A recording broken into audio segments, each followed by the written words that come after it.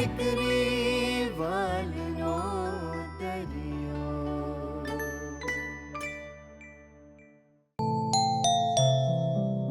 એક પણ રિક્ષાવાળો નથી યાર. રિક્ષા રિક્ષા રિક્ષા.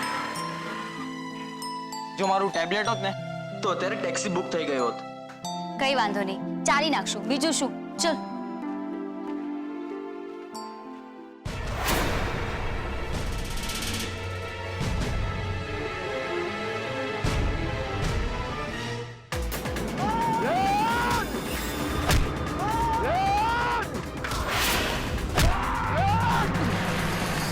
અરે તમે લોકો છો કોણ? મને શું કામ મારો છો?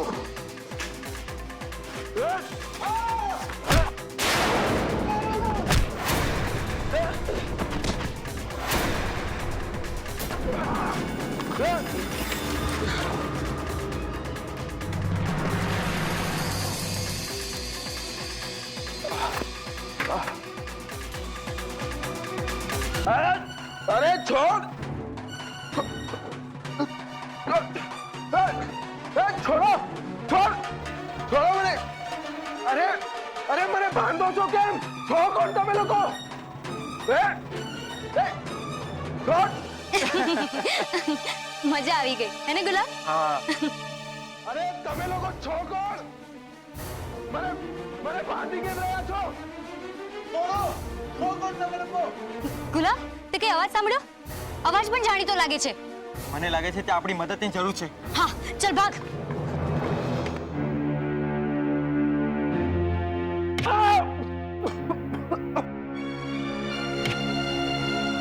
કેમ આશિક આવારા? બોલ, અબે બોલ ને. બોલાવ તારા પેલા દોસ્તારને કે પછી પેલી તારી હીરને બોલાવ. આજે તો જોઉં છું કેવી રીતે બચાવે છે તને. પેલા દિવસે મારો બાબુલાલનો હાથ મરડ્યો તો ને, આ બાબુલાલ કોઈનું ઉધાર બાકી નથી રાખતો, વ્યાજ સાથે ચૂકવે છે. મારો આને!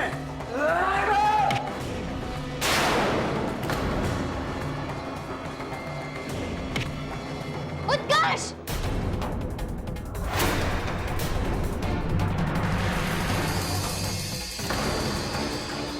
કિંજલબેન, જલ્દી ચાલો. ઉત્કર્ષભાઈને આપણે મદદની જરૂર છે.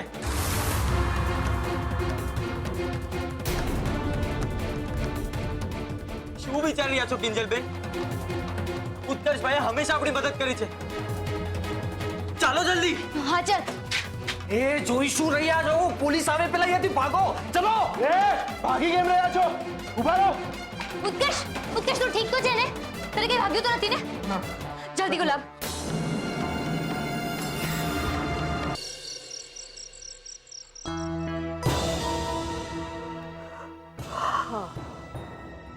અડધી રાત થઈ ગઈ, અડધી રાત. હજી તારા છોકરાના કોઈ અતા બતા નથી. ક્યાં છે ઈ? અરે બાપા, હમણાં જવા દે ને પૈસા. એ સરોજ હાલ હવે નતર કાલ આખો દાડો આમ જ બગાસા ને જોકા એવે રાખશે પૈસા. હાલ. કોઈએ ક્યાંય નથી જવાનું બા. સમજ્યા તમે? ક્યાંય નથી જવાનું તમારે. અને એ ફોન કર. ક્યાં છે તારો છોકરો? એના ભવિષ્યનો સવાલ છે એટલે આટલી રામાયણ કરી રહ્યો છું, ઉજાગરા કરી રહ્યો છું. તો કેટલી વાર ફોન કરીને પૂછું? એ તો 10 મિનિટ કીધે રાખે છે અને હું એ સાંભળે રાખું છું. બાકી તમે જ કોને? કોઈને ફોનમાંથી થોડો હાથ પકડીને બહાર ખેંચીને લવાય. ઓહો ને કાંઈ હે? આજે તો મગને મોઢું નીકળું છે. હૈયાઈમાંથી હાવ હાવ થઈ ગઈ. તો હું કે બે પપ્પા,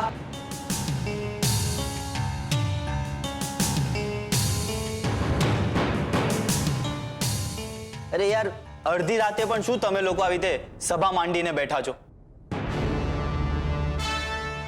જાઓ ને ભાઈ સુવા, અને મને સુવા દો. એ હોશિયાર, આ દરબાર તારી માટે જ ભરાયો છે. રાતના રાજા સાહેબ આવો. અને હવે અમારી વાત સાંભળીને કેમ કહો કે 1 લાખ રૂપિયા કમાવામાં રસ છે.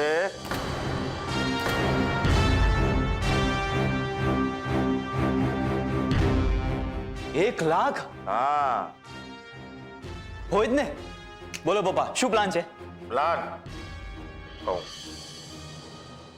જો ભાઈ, આ છે પ્લાન. ટી મેલામાં ભાગ લો અને 1 લાખ રૂપિયા જીત. અરે શું ફાલતુ વાત કરી રહ્યા છો પપ્પા? આ બધું છે ને જેવી રીતે ક્રિકેટ મેચ ફિક્સ હોય ને એવી રીતે જ અંદર ખાને બધું પાક્કું જ હોય. એમ સાહેબ, તો હું આ બધું પાકે પાયે કરીને જ આવ્યો છું. સમજો, મારી માસુભાઈ સાથે વાત થઈ ગઈ છે ને એમને કહ્યું છે એટલે તારે આમાં ભાગ લેવાનો છે. ખબર છે મને કે આમાં કિંજલ પણ ભાગ લેવાની છે. પણ આ ટી મેલાના જજ છે માસુભાઈ સંઘવી ને એમને જ મને કહ્યું છે કે તું ભાગ લઈશ તો તું અને તું, માત્ર તું જ જીતીશ. પણ પપ્પા, મને ક્યાં ચા બનાવતા આવડે છે? અરે આમાં ક્યાં મોટી વાત છે બેટા. અરે લાખ રૂપિયા ઘર ભેગા કર ને. ખાંડ પાણી ચાની ભૂકી ભેગી કર એટલે ચા. આમાં ક્યાં હિમાલય સર કરવાનો જ બેટા તારે. ઓ બા, આ બધું રહેવા દો. હા, અત્યાર સુધી તો દીકરાએ આમ ના કરવું જોઈએ, તેમ ના કરવું જોઈએ, અને જેવી પૈસાની વાત આવી એટલે મને રસોડે લગાડી દીધો.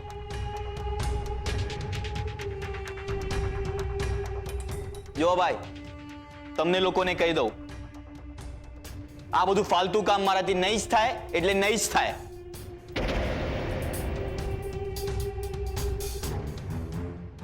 અરે અરે ગગા સાંભળ તો ખરો.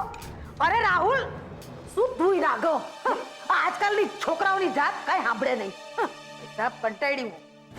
એ સરોજ, સમજાવ, આને કંઈક સમજાવ. અરે મને તો એ નથી સમજાતું કે શું ખાઈને જઈનો છે કે આને. કોઈ વાતે સમજવા તૈયાર નથી. પણ જો સરોજ, હું માસુકભાઈને વચન આપીને આવ્યો છું એટલે ટી મેલામાં આને ભાગ લેવો પડશે, પડશે ને પડશે જ.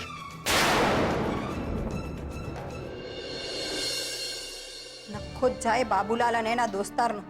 આદુ ખાઈને પાછળ પડી ગયો છે. કેવી મારામારી કરી છે. अब बेटा तारो पग लाव तो लेप लगाड़ दो.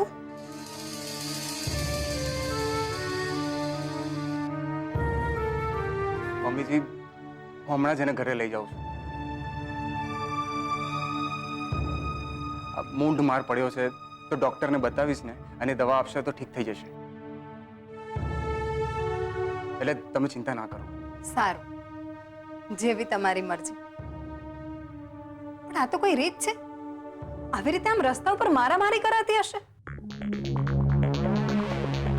આ બુડિયાને તો છોડીશ નહીં. પોલીસમાં ફરિયાદ નોંધાવીશ એની વિરુદ્ધ.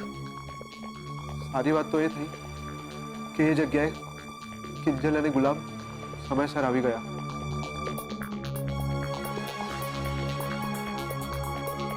નહીંતર મારી હાલત શું થઈ હોત. ભગવાન છે ને બેટા, એ બધું જ જુએ છે. એટલે જ એમણે આ લોકોને તારી પાસે સમયસર મોકલ્યા. તો પણ હવે આપણે વધુ મોડું ન કરવું જોઈએ. આંટી, મેં મોહન અંકલને વચન આપ્યું છે. બેટા, તારી વાત હું સમજુ છું, પણ વચનથી મોટી હોય છે માણસાઈ.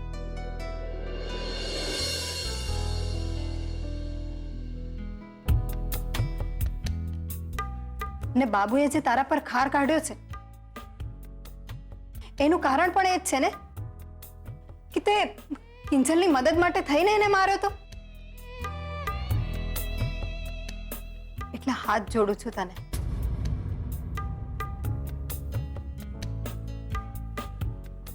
અમને થોડી સેવા કરવાનો તો મોકો આપ. નહીં નહીં મમ્મીજી, તમે શું કરો છો? ઘર પરિવાર માટે ક્યારેક કંઈક 19-20 થઈ જાય તો થઈ જાય. એમાં આવી રીતે હાથ ના જોડવાનો. રૂપેશ સાચું કહી રહ્યો છે આંટી. આ મારામારીના ઘાવ તો જતા રહેશે, પણ જો મોહન અંકલે મને અહીંયા જોઈ લીધો ને તો મેં એમને છેતર્યા છે એવું લાગશે.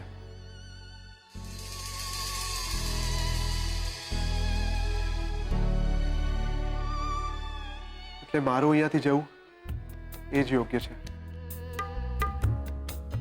ચલ રૂપેશ, નીકળીએ. હા. સંભાળીને જજે બેટા.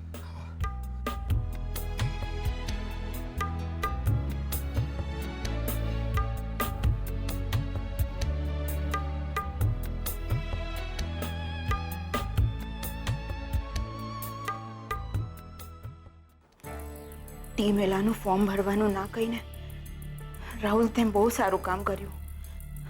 આ તે સારું નથી કર્યું રાહુલિયા. બેટા તારી માટે કેટલા ખર્ચા કર્યા મેં.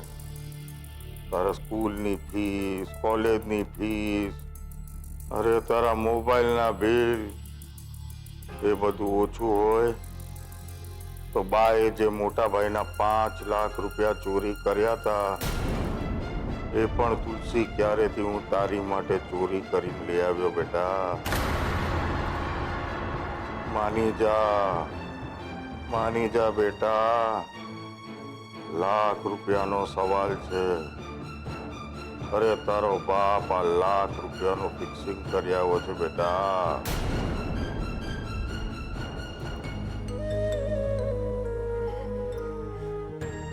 ખબર નહીં કઈ માટીના બન્યા છે આ લોકો.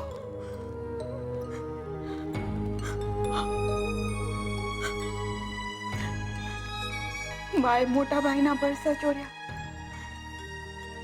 અને આમણે બાના પૈસા.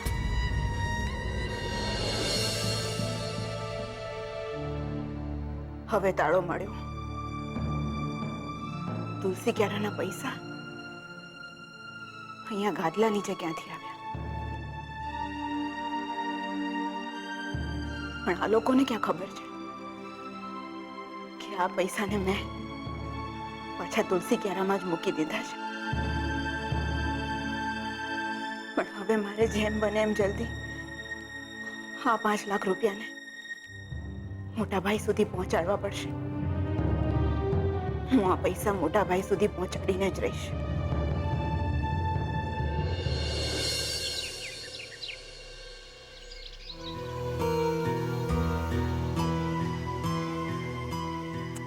ખબર નહીં આ ઉત્કર્ષ ફોન કેમ નથી ઉપાડી રહ્યો. એ ઠીક તો હશે ને? કિંજલ, ગઈકાલે એને મૂંઢમાર વાગ્યો હોય એવું લાગતું હતું. ક્યાંક કંઈ વધુ તો નહીં થઈ ગયું હોય ને? કિંજલ, પણ ફોન ઉપાડે તો ખબર પડે ને. અરે કિંજલ, શું થયું? ક્યારની તને નાસ્તા માટે બૂમો પાડી રહી છું. જવાબ કેમ નથી આપતી? કયા વિચારોમાં છે તું? યાદ છે ને તને? જો આજે સેજલ ઓફિસથી જલ્દી ઘરે ના આવે તો તારે થોડી વાર માટે દુકાનેથી પાછા આવીને તારા પપ્પા પાસે બેસવું પડશે. મારે 1 કલાક માટે બહાર જવાનું છે. કિંજલ, તારી સાથે વાત કરી રહી છું. શું થયું? કશની ચિંતા થાય છે ને તને? ચિંતા તો થાય જ ને મમ્મી. ગઈકાલે એની સાથે જે થયું મને તો સમજાતું નથી કે જો અમે સમયસર ના પહોંચ્યા હોત તો પેલો બાબુલાલ ઉત્કર્ષની સાથે શું કરી નાખત. ઉપરથી આ ઉત્કર્ષ એની તબિયત પૂછવા માટે ફોન કરી રહી છું ને ફોન નથી ઉપાડી રહ્યો. મમ્મી, ક્યાંક એની તબિયત વધારે તો નહીં બગડી ગઈ હોય ને? ના ના બેટા, એવું નથી. સવારે રૂપેશ કુમારનો ફોન હતો. એમણે સેજલને કહ્યું કે બિચારું દુખાવાના કારણે આખી રાત સૂઈ નથી શક્યો, એટલે ડૉક્ટરને બોલાવ્યા ને એમણે એને દવા આપી, એટલે થોડીક રાહત થઈ. કદાચ સૂતો હશે, પણ એને બિચારાને આપણા કારણે બહુ સહન કરવું પડ્યું. એને જોઈને મને તો એની બહુ દયા આવતી હતી, અને છતાંય આવી હાલતમાં પણ એને તારા પપ્પાને આપેલા વચનની ચિંતા થતી હતી. એ જ તો વાત છે મમ્મી. કોઈ પણ જાતના સ્વાર્થ વગર એને હંમેશા આપણી મદદ કરી છે. પછી એ પપ્પાનું હોસ્પિટલમાં દાખલ થવાનું હોય કે દુકાનને રિનોવેટ કરવાનું કામ હોય, હંમેશા આગળ, હંમેશા મદદ કરવા માટે તૈયાર. અત્યારે જ્યારે એની તબિયત સારી નથી ત્યારે આપણે કંઈ નથી કરી શકતા. એવું તને લાગે છે? બાકી અહીંયા નહોતો આવી શકતો. એ છતાંય એણે તારા પપ્પા જલ્દી સાજા થઈ જાય એની શુભેચ્છા માટે ફૂલો મોકલાવેલા ને, તો તું પણ ફૂલો મોકલાવી દે.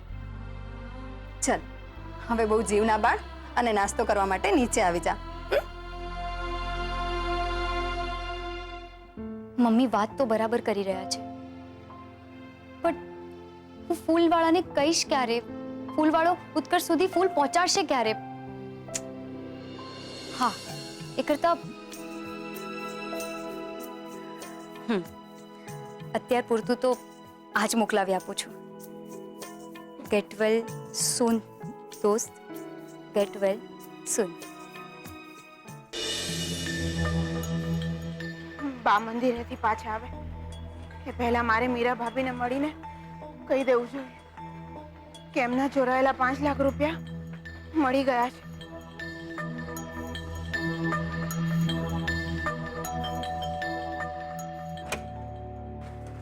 સરોજ, તું આટલા વરસાદમાં? મીરા ભાભી, મારે તમારી સાથે વાત કરવી છે. આવ ને, આવ અંદર આવ. હા. ઘણા વખતે તું આવી. છેલ્લે જ્યારે રાંદલ તેડ્યા ને ત્યારે ઘરે આવી હતી.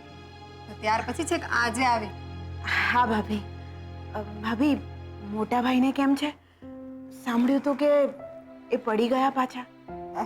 સારું છે, રૂમમાં સૂતા છે. બાકી તું બોલ, શું વાત કરવી હતી તારે? એ જ કે પેલા તમારા જે 5 લાખ હતા ને, નામ જ ના લે તું એ 5 લાખ રૂપિયા. જ્યારથી અમારી જિંદગીમાં આવ્યા છે ત્યારથી જાણે પનોતી બેસી ગઈ છે. એના પપ્પાની હાલત તે જોઈને આપણું આખું ઘર ટોકાઈ ગયું. પણ હા, કિંજલે તો કહી જ દીધું છે પેલા ઇન્સ્પેક્ટર રાણાને અને એના પપ્પાને પણ કે નથી જોઈતા આપણે એ પૈસા. સમજી લો કે આપણા નસીબમાં એ હતા જ નહીં. તો પણ ભાભી, જો એ પૈસા પાછા મળી જાય તો? તોય નહીં. અરે, જે પૈસાને કારણે ઘરમાં કલેશ થાય, માંદગી આવે, એ પૈસાને ઘરમાં રાખવાનો શું અર્થ? છોકરીઓ કઈ બોલતી નથી પણ તાણીને તૂટી ગઈ છે. ને એના પપ્પા છોકરીઓની હાલત જોઈ જોઈને વધુ ઈજરાય છે કે હું નકામો છું, કંઈ કરી નથી શકતો. એવા વિચારોમાં ને વિચારોમાં બમણી ગોળીઓ લેવા લાગ્યા કે છટ સાજો થઈ જાવ. પછી બમણી માંદગીમાં ફટકાર. હવે તું જ કે સરોજ, હું શું કરું? પૈસા દેવાવાળા દઈ ગયા, ચોરવાવાળા ચોરી ગયા ને મથા માંદગી આપણે ત્યાં ઘર કરી ગઈ. અરે, હું એ હાથ કરું છું ને. તું આવી તો તને ખાવા પીવાનું પૂછવાનું મુખ પડતું ને મારા રોદણા રોવા લાગી. આવી? હા. ના ના ભાભી, એ બધાની કંઈ જરૂર નથી. જરૂર છે. તારા ભાવતા લાડવા બનાવ્યા છે. બાકી આ તો તને ઘણા વખતે જોઈને એટલે મન ભરાઈ આવ્યું, એટલે બધું બોલી નાખ્યું. આવી? હા. બિચારા ભાભી કેટલી ચિંતા સાથે જીવે છે. મને તો એમ હતું કે હું એમને 5 લાખ મળી ગયા છે એની વાત કરીશ તો ભાભીનો ભાર સહેજ હળવો થઈ જશે.